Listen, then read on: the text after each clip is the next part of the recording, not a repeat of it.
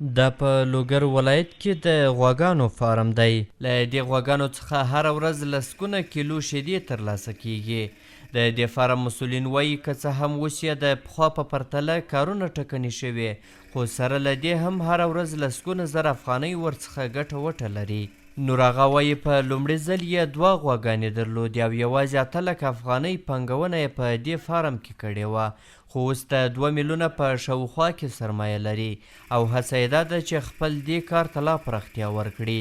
د عموم 8 لک روپۍ مصرف کړ. په ټوله کې موږ لومړی د 8 لکه په شاوخوا کې پانګونه کړې وه.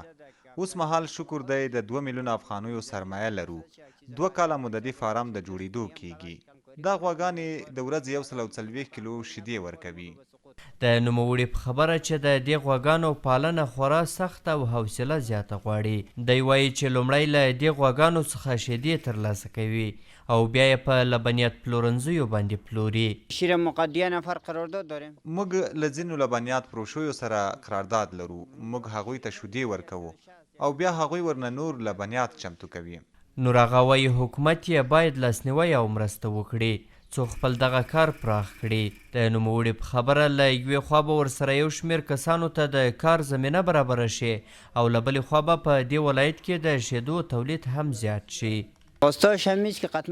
زموږ غوښتنه دا ده چې حکومت دې راسره همکاري او مرسته وکړي. که چیرته مو حکومت لاسنیوی ونه کړي زموږ فارم به له بد وضعیت سره مخ شي. دلته په لوګر ولایت کې د یو شمېر لبنیات پلورنځیو مسؤلین هم وایي چې کارونه یې تر پخوا کمزوري شوي، خو د مالدارانو د هڅونې لپاره بیا هم هره ورځ لسګونه کیلو شیدې ورڅخه پیري او بیا دلته بېلابېل لبنیات ورڅخه جوړوي. د دوی په خبره چې لبنیات کې د کیفیت او صحي پلوه خورا غني دي. دوی له هیوادوالو غواړي چې د هیواد له خپلو تولیداتو ګټه واخلي. 2,500 کیلو شیر روزانه ما میگیریم. د 2,500 کیلو په شاوخوا کې موږ هره ورځ شیدې اخلو، بیا یې په پنیر، پیروي او شیرپیره باندې بدلوو او بیا یې بازار ته وړاندې کوو. د لوګر ولایت سیمه ییز چارواکي هم وایي چې په دې ولایت کې له مالدارانو سره مرستو ته چمتو دي او هڅه کوي چې د بېلابېلو پروګرامونو له لارې د مالدارانو لاسنیوی وکړي.